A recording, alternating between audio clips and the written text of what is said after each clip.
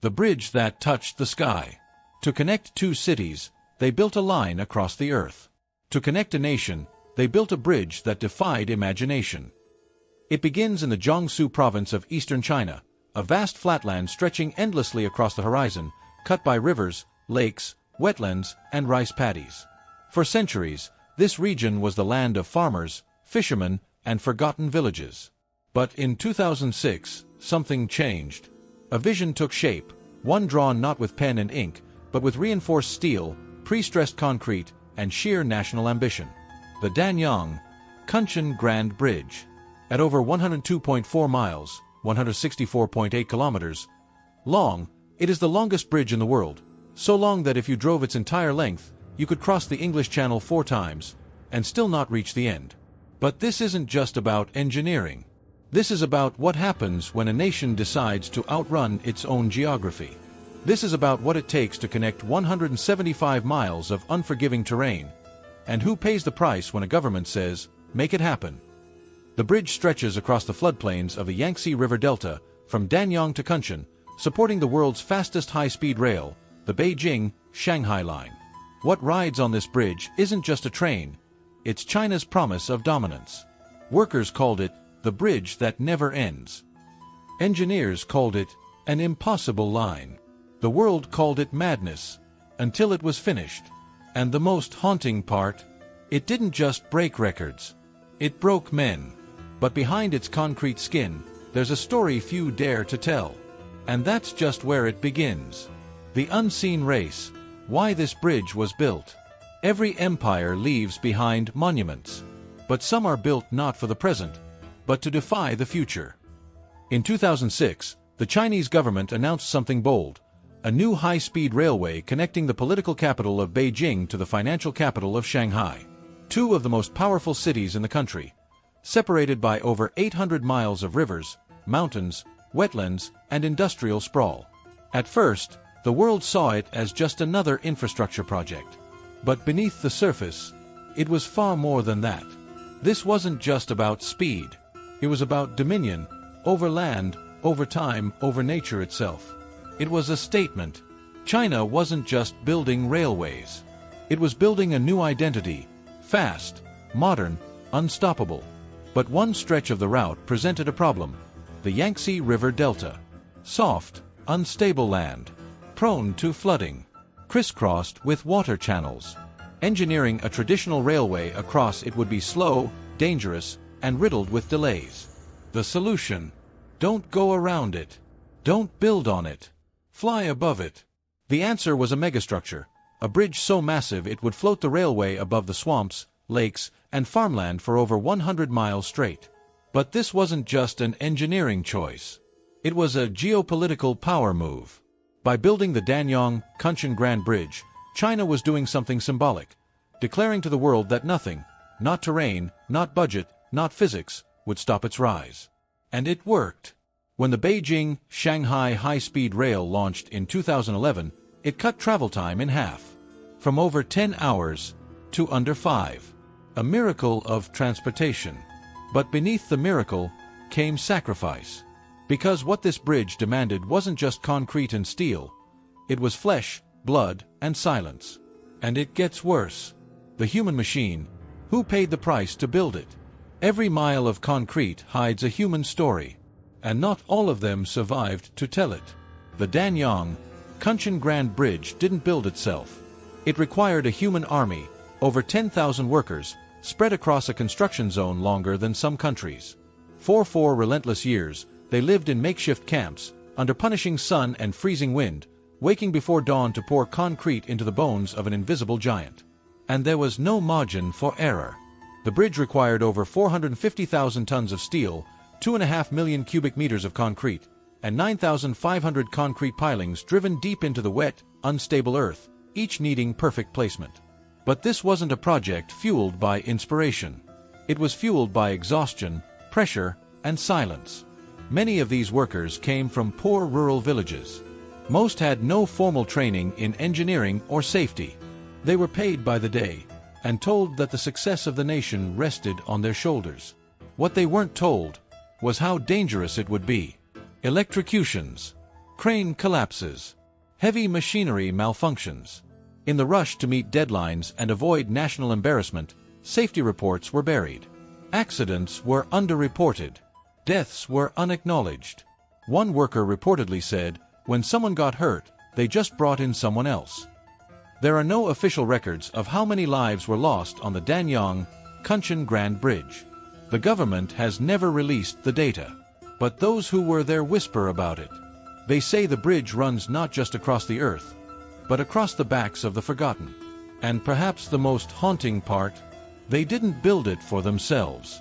They would never ride the high-speed train that flew across the bridge they gave their youth to. They were not meant to. They were only meant to lift it and disappear. But nature wasn't done testing them, because the land they built on was alive. And what came next would threaten to undo it all. Fighting the impossible. When nature struck back. We built to conquer nature. But nature never agreed to surrender. Spanning wetlands, floodplains, and shifting soil, the Danyang, Kunshan Grand Bridge was never resting on firm ground.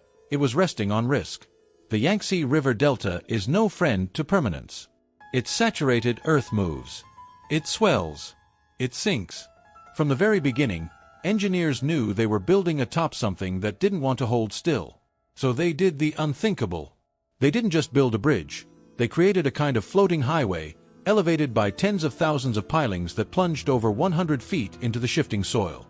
Each one had to be perfectly placed, or the whole structure could sway, buckle, or worse. But even with world-class engineering, Mother Nature struck back. Storms and flooding. At several points during construction, seasonal monsoons submerged entire stretches of the project. Temporary bridges were washed away. Equipment was drowned. Mudslides shut down access routes for days. In some places, workers had to anchor cranes to barges just to stay afloat. You'd wake up and the river had moved, one engineer recalled. The land was alive. The seismic threat. What few people realize is that parts of the Yangtze Delta lie near active fault lines. The bridge was designed to withstand magnitude 8 earthquakes, but no one could test it until it was finished. A single violent tremor could ripple through the supports like a spine breaking. Every bolt had to be resilient. Every span had to be flexible, but unyielding. They didn't just build with concrete, they built with tension. And still, they kept building. Why? Because the bridge wasn't allowed to fail. Not by physics, not by politics, not by nature. But building it was only the beginning. Because keeping it alive became a battle of its own. And what's happening now might be even harder to survive. A bridge that's still fighting the cost of survival. You don't just build a bridge like this. You have to keep convincing it to stay alive. The Danyang, Kunshan Grand Bridge may have been completed in 2010 and opened in 2011, but the war didn't end there. In many ways, it had only just begun. Because unlike most structures, this bridge doesn't sit quietly. It shifts.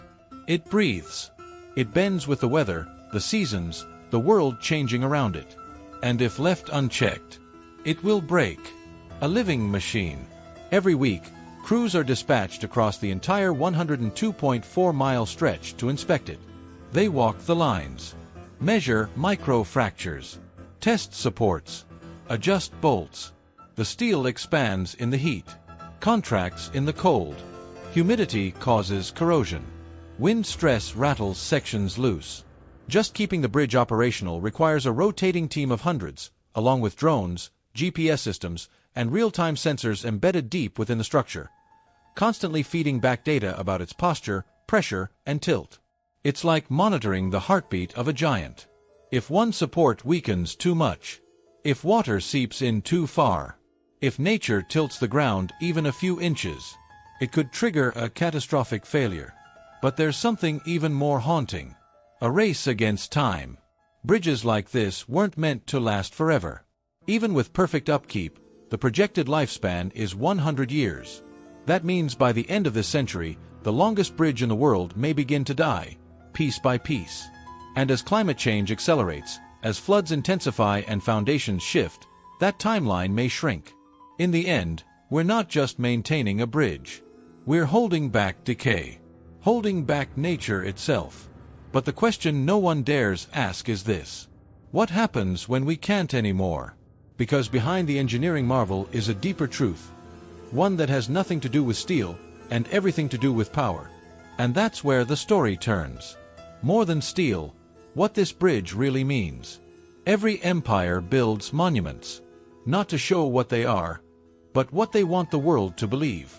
To the average traveler, the Danyang, Kunshan Grand Bridge is just a blur of gray beneath a bullet train window, a ribbon of concrete flying past rice fields and towns at 300 kilometers an hour.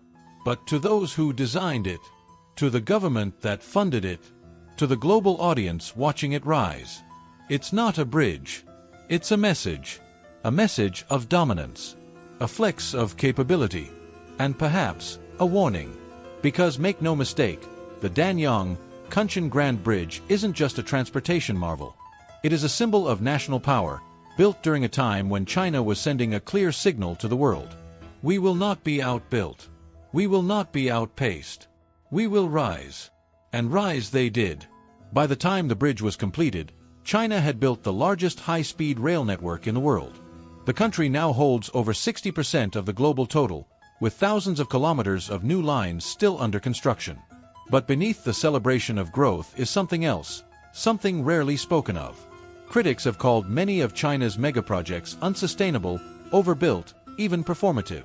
Some argue that projects like the Danyang, Kunshan Grand Bridge were pushed through more for political theater than long-term utility, an act of infrastructural nationalism.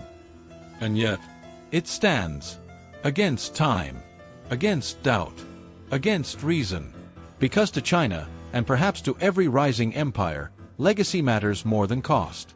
This bridge was built to outlive its builders, to be photographed, admired, envied, to declare, "We were here, and we were great." But when legacy overshadows cost, what gets left behind? And what gets buried beneath the concrete? What we leave behind: legacy, loss, and the hidden toll. We build to remember. But in doing so, what do we forget? From the sky, the Danyang, Kunshan Grand Bridge is breathtaking. It snakes through China's heartland like a colossal concrete dragon, silent, unyielding, eternal. But from the ground, you see something different. You see the villages it cut through, the farmland that was paved over, the wetlands and habitats disrupted, the families relocated, and the men who built it no longer remembered. Progress, they were told. National pride, they were promised. But when the last track was laid, and the last laborer went home, what remained wasn't glory. It was silence. Disrupted landscapes. Thousands of acres of agricultural land were transformed, not just altered, but redefined. The ecosystems underneath were changed forever. Wetlands dried up. Bird migration patterns shifted. Small communities lost their cultural rhythm as the trains above roared through at 200 miles per hour. And while the government promised development zones, many were never built. What rose instead? Empty concrete shells, abandoned stations, ghost towns, monuments to speed, without a destination. Forgotten hands. No plaques honor the workers. No documentaries tell their stories. Their names are not inscribed on the bridge, not even in memory. Some died during construction. Some fell ill from chemicals and overexertion. Many simply faded back into the rural poverty they were pulled from, having helped build one of the most ambitious projects in human history, only to be erased from it. And perhaps that is the most chilling part. The greatest marvels of mankind are often built on the backs of those the world is told to forget. The bigger question. This bridge is a symbol, yes. But symbols cut both ways. It represents what we're capable of, but also what we're willing to overlook in the name of ambition. It asks something quietly, a question we rarely stop to face. What will they say about us when the concrete crumbles? Because the bridge will not last forever, and the truth beneath it is beginning to surface. The bridge that changed everything. They said it couldn't be done. Then they did it. But what it changed was far more than the land beneath it. When the first high-speed train raced across the Danyang, Kunshan Grand Bridge in 2011, something shifted, not just in China, but across the world. This wasn't just a bridge. It was a line in the sand. A statement of intent. A glimpse into the future of infrastructure, ambition, and national identity. It changed what was possible. It redefined how fast a nation could move, and how far it was willing to go to prove it. Since its completion, dozens of countries have accelerated their own mega-engineering projects. High-speed railways, smart highways, transcontinental tunnels, ocean-spanning causeways, a global race was reignited. And at the heart of it stands this bridge, the longest bridge in the world. A project so massive it defied time, gravity, and terrain. A testament to what humans can build when they refuse to accept limits. But it also changed something deeper. It revealed the double edge of progress. That we can conquer nature, but only temporarily. That we can build the future, but at a cost we rarely see. That we can span 100 miles with concrete, and still leave human stories buried beneath it. Legacy isn't what we build, it's what we choose to remember. One day, the Danyang, Kunshan Grand Bridge will no longer be the longest. Another nation will build higher, faster, longer. That's the nature of ambition. But the question will remain. Did we build it to connect? Or did we build it to conquer? Because the greatest marvels don't just reflect what we can do, they reflect who we are. If this story stirred you, if the hidden cost of progress made you pause, this channel is where the world's untold marvels come alive. Hit subscribe to explore what lies beneath the surface of human greatness. Comment below. What do you think? Is the cost of progress ever too high? And if this story made you look at bridges a little differently, share it. Someone else might see it that way too.